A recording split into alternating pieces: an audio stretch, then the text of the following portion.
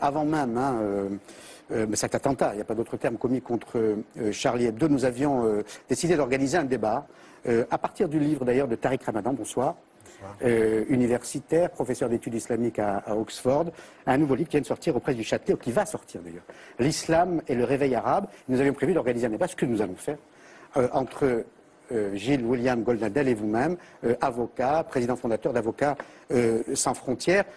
Donc on va en parler, mais je voudrais avoir votre réaction sur l'incendie des locaux de Charlie Hebdo et surtout les menaces.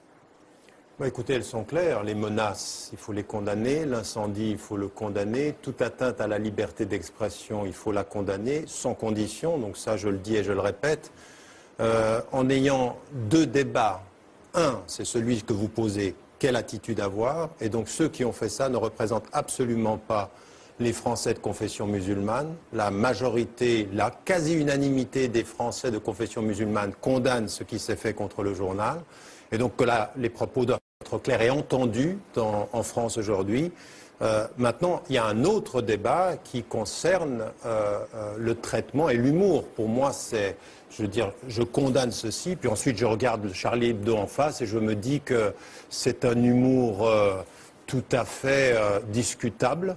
Mais je vais même plus loin. Je dirais qu'aujourd'hui, vous frappez là où il est facile de frapper. C'est un peu un humour de lâche. C'est-à-dire qu'aujourd'hui, l'islam, ça fait vendre, que vous touchez. Vous n'iriez pas, par exemple, faire à Charlie Hebdo une sur ce qu'a défendu M. Goldnadel, un avocat, lorsqu'il est intervenu contre une chaîne publique française, contre la liberté d'expression des journalistes, en disant que c'était absolument scandaleux de couvrir ce qui se passait en Israël de cette façon-là. Monsieur Ramadan... Non mais laissez-moi terminer. Juste un point, c'est pour vous dire que autant il faut avoir une position de principe ferme, intellectuellement, et ça vous devez l'entendre, ce que vous êtes devenu, Charlie Hebdo, n'est pas ce que vous fûtes. Ce que vous êtes maintenant, c'est aujourd'hui dans le courant qui est tout à fait dans le sens de pouvoir alimenter jusqu'à ce que dit Marine Le Pen. Pour vous répondre simplement, parce qu'il parle de M. Goldnadel qui est juste là. Vous ne nous avez jamais menacé de procès, vous ne nous avez jamais poursuivi. Je le ferai jamais. Vous le ferez jamais. Monsieur Goldnadel, on l'a déjà traité dans le journal, il nous a déjà menacé de procès. 3 fois dans un mois. 3 fois, il m'a, en tant que directeur de publication... Oui, mais évidemment, parce que lui c'est un avocat et chaque fois que vous toucherez à Israël, il va se lever. Mais moi je ne vous toucherai pas. Non, mais pour ça, ni intellectuellement, simplement pour vous dire qu'on ne traite pas que de l'islam, et on traite aussi des vous faites de la publicité à bon marché. Non, c'est pas bon marché, non. Non, mais... Très bon marché. Non, c'est pas bon marché du tout. Monsieur Goldnadel. Les locaux dans le 20e, c'est pas bon marché, même si c'est dans un quartier populaire, monsieur Ramadan. Ramadan. Rien à voir, mais c'est un argument assez... Oui, vous allez... Allez, s'il vous plaît. Je trouve un peu particulier, monsieur Ramadan, que vous puissiez dire aujourd'hui que Charlie Hebdo ait pratiqué un humour de lâche. Parce que le simple fait de montrer la figure du prophète, c'est déjà prendre un risque. Le Christ, par exemple, que les musulmans... C'est marrant que vous parliez du Christ. Pourquoi vous ne parlez pas de l'État d'Israël et de votre façon d'aller contre la liberté d'expression, monsieur? Pardon. Vous voulez que je vous parle de mon travail sur Israël dans Charlie Hebdo? Non, mais attendez, je vous explique les reportages que j'ai fait en Palestine, dans la bande de Gaza. Vous êtes allé dans la bande de Gaza forcer les barrages israéliens? Si je peux continuer quand même. Vous allez me dire qu'aujourd'hui vous êtes devenu pro-palestinien. Si je peux continuer, c'est bizarre cette obsession sur Israël. Vous autorisez... C'est parce que vous êtes en face de moi. C'est bizarre. Vous autoriserez un avocat français de considérer qu'aujourd'hui, la religion la plus calomniée en France, c'est pas la religion islamique, c'est pas la religion juive, c'est la religion chrétienne. C'est ainsi. Alors si je le dis, j'ai encore le droit de le dire. Ensuite, vous avez fait allusion. C'est faux. Vous avez, bien sûr. Vous avez fait. Pardonnez-moi, mais la semaine dernière, nous organisions un débat ici même entre des intégristes catholiques et le directeur du théâtre du Rond-Point, Jean-Michel Ribes, parce que les intégristes catholiques critiquent très sévèrement la représentation du Christ dans une pièce. Je ne pensais pas au Christ plongé dans l'urine, l'histoire de Pisse-Christ. Il y a beaucoup de choses qui sont peut-être contestables, mais qui n'ont rien à voir avec jeter des bombes. Là où je rejoins... Mais comment vous savez que c'est des musulmans qui l'ont fait? Mais je dis simplement jeter les bombes. Vous le savez déjà? Et je dis qu'il n'y avait pas de quoi. Et je dis que c'est ces musulmans? Et je dis qu'il n'y avait pas de quoi fouetter ni un chat, ni un chien d'infidèle. Dans ce qu'avait fait Charlie Hebdo. Voilà la situation. Mais là où je rejoins, jusqu'à ce jour, on sait pas qui l'a fait. mais vous avez une curieuse façon de laisser parler les gens. Là où je rejoins Monsieur Ramadan, c'est qu'effectivement, ça ne me gêne pas. Vous savez, si vous dites qu'il pleut et qu'il pleut, ça ne me dérangera pas que de vous dire que vous avez raison. Là, je dis que vous avez tort. Bien, simplement, c'est un fait et ça montre que les islamistes, ne vous en déplaise, sont en perte de vitesse dans notre pays. C'est la remarquable réaction des musulmans en France, en ce compris d'ailleurs les musulmans représentatifs comme M. Moussaoui, qui ne s'est pas embarrassé de distinguos subtils comme M. Ramadan, qui a condamné strictement et simplement l'attentat. Je pense aussi à l'imam Chalgoumi, qui est un musulman tout à fait tolérant et qui a condamné sans réserve et sans faire une première partie et une deuxième partie. Mais comment pouvez-vous, monsieur, vous êtes un avocat, comment pouvez-vous, devant autant de monde, faire semblant de ne pas entendre ce que je viens de dire? La condamnation, elle est radicale et totale. Vous l'avez entendu, ça? Et maintenant, il y a une deuxième, c'est une deuxième question. De lâche. Et après, vous avez traité la victime de lâche. J'ai le droit d'évaluer l'humour que vous me présentez. Bien entendu.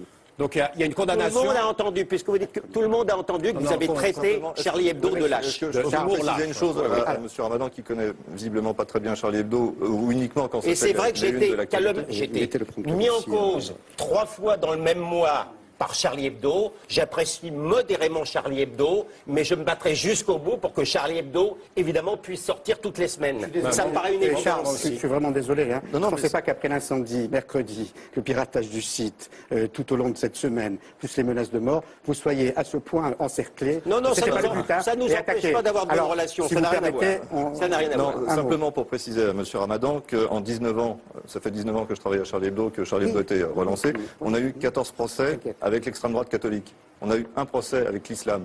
C'est simplement pour vous dire qu'on traite largement plus la religion catholique en une ou à l'intérieur de Charlie Hebdo, simplement parce que nous sommes...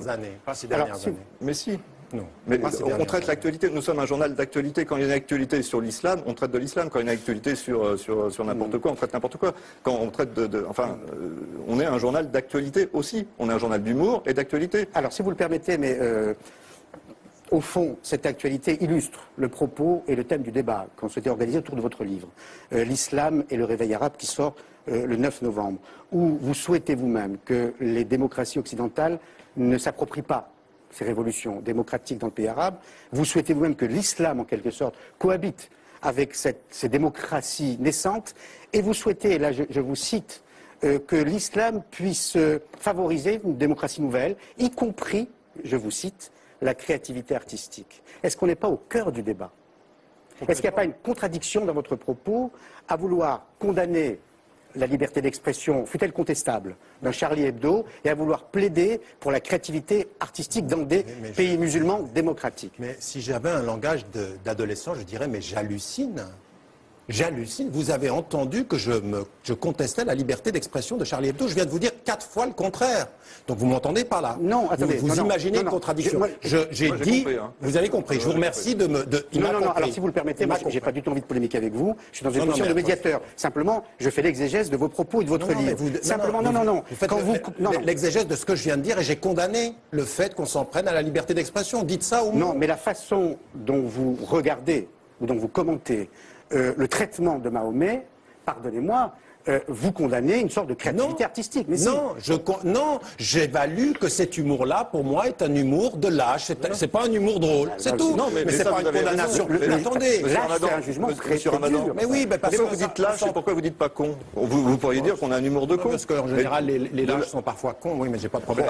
Donc, alors, pour en venir... Non, moi, je ne vais pas polémiquer parce que je ne voudrais pas qu'on ait l'impression qu'on encercle Tariq Ramadan, quoique vous ne soyez pas d'accord, souvent, tous les deux. Quoique.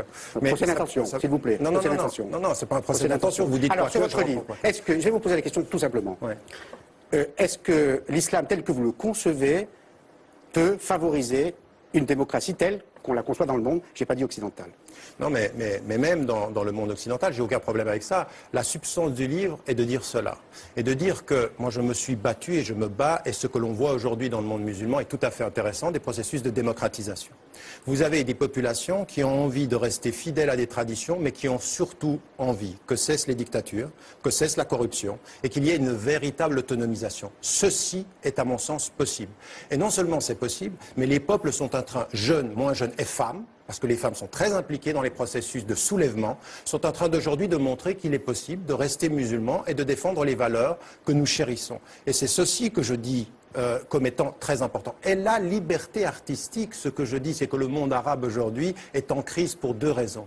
Vous savez, ce qu'on est en train de voir, et même dans le débat qui est en France, est installé en France sur la polarisation entre les laïcs et les islamistes, pour moi, je dis que c'est un énorme piège dans les sociétés majoritairement musulmanes, qu'il faut qu'elles sortent de cela et qu'elles aillent vers une troisième voie, à savoir que en restant musulmanes, parce qu'elles sont majoritairement musulmanes, elles aient vers une ouverture politique, économique et en même temps culturelle. Et ça, c'est possible. Regard occidental sur cette émergence de démocratie? Écoutez, moi, dès le départ, et quand j'ai commencé à le dire au début de ce qu'on a appelé le printemps arabe, dès l'instant, on n'était pas extatique par rapport à ce qui se passait, on était déjà un peu rabroué. Je suis de plus en plus pessimiste par rapport à ce que je vois. Sur le papier, ce que dit M. Ramadan, comme souvent, c'est excellent. Seulement, lorsqu'on voit ce qui s'est passé en Tunisie avec le parti islamiste Ennahda, davantage encore à ce qui s'est passé en Libye, avec l'instauration possible de la charia, les frères musulmans en Égypte, on a le droit d'être pessimiste, parce qu'en dehors des fantasmes et des rêves de papier, on sait bien quelle est la pratique de l'islam politique jusqu'à maintenant. Ça, on le sait, ce ne sont pas des divagations. On sait ce qu'a été le Soudan islamiste, qui est génocidaire. On sait l'expérience du Nigeria aujourd'hui dans le monde. Dans le nord du Nigeria, il y a la charia.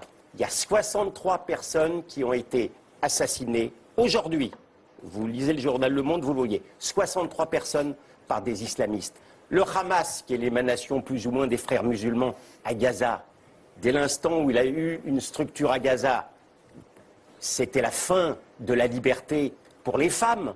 On sait le sort pour les homosexuels. Donc, pardon, j'aimerais beaucoup me tromper, mais la pratique de l'islam politique est totalement en infraction avec ce que dit souhaiter M. Ramadan, ce compris d'ailleurs la création artistique en Tunisie. On a vu les manifestations et les excuses qu'a été obligé de faire le patron de la chaîne tunisienne sous prétexte qu'on avait passé le film de l'iranienne Satrapi. C'est un véritable crève-cœur. Et pourtant, en même temps, les peuples ont le droit de voter dans le monde arabe. Et on ne peut pas, même si ça ne nous plaît pas, on est bien obligé de prendre, évidemment, tirer les conséquences de ce qui se passe. Donc c'est un véritable crève-cœur. Et pardon, moi je suis pessimiste.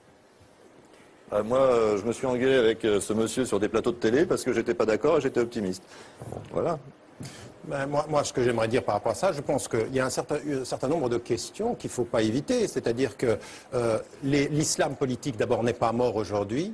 Il faut reconnaître une chose, c'est que sur les 30 dernières années, il y a des évolutions. Souvenez-vous, en Turquie, on disait, au moment où arrivait Erdogan, ce sont des islamistes, ça ne va pas marcher. Il y a eu une évolution. Ce que je crois qu'il faut faire, c'est parier aujourd'hui que dans le débat, on a même vu Moncef Marzouki, qui est un laïc, dire « il faut que nous entrions dans un débat, il faut qu'il y ait un débat critique et que nous donnions la chance à ces dynamiques-là de montrer qu'elles sont véritablement démocrates ou non. Mais on ne peut pas, depuis Paris, décider que les peuples votent mal parce que ça ne nous plaît pas. Il faut, de ce point de vue-là, respecter ces... On peut dire qu'on n'est pas d'accord. Mais l'exemple que vous prenez, M. Ramadan, le problème, c'est que l'exemple que vous prenez, vous n'en avez malheureusement pas beaucoup d'autres à votre actif, c'est un faux exemple. Parce que la Turquie, c'est encore aujourd'hui un pays laïque, d'une part. Et puis d'autre part, il ne faut pas non plus rêver sur l'exemple turc. C'est pas non plus exceptionnel. Donc, malgré tout, vous n'avez pas véritable d'exemple pratique à nous opposer. Si vous parlez du monde arabe, j'en ai pas. Parce que le monde arabe est totalement verrouillé, il l'a été pendant longtemps, maintenant on a des dynamiques. Donc à ce moment précis de l'histoire, plutôt que de regarder ce qui s'est passé en disant on n'a pas d'exemple, essayons d'observer ce qui est en train de se passer. Qui, il y a une année, aurait pu penser qu'en Tunisie, en Égypte, on allait avoir ces mouvements-là? Donc, avant d'avoir une conclusion qui soit totalement négative, laissons à ces peuples-là. Mais ça veut dire aussi que de là où nous sommes à Paris, il faut entendre la voix de musulmans démocrates qui sont aujourd'hui dans l'exigence qu'on les écoute. Tout en conservant notre esprit critique. Oui, voilà. même les Palestiniens. Allez, d'un mot, on attend votre prochain numéro. Le prochain numéro mercredi, en espérant qu'on passe à un autre sujet pour que M. Ramadan ne pense pas qu'on traite l'islam toutes les semaines dans Charlie Hebdo. Merci beaucoup, messieurs. Culte, ça serait bien. Je cite Mais on en a déjà parlé, il faudrait vous abonner. Je cite... Abonnez-vous, il est au courant. Non, vous me l'offrirez gratuitement, c'est un cadeau. L'islam et le réveil arabe de Tariq Ramadan. Je cite votre dernier ouvrage, Réflexion sur la question blanche, du racisme blanc au racisme anti-blanc. Et j'attends de citer la semaine prochaine. On aura enregistré l'émission, mais dans 15 jours, je citerai la nouvelle une de Charlie Hebdo. Merci beaucoup.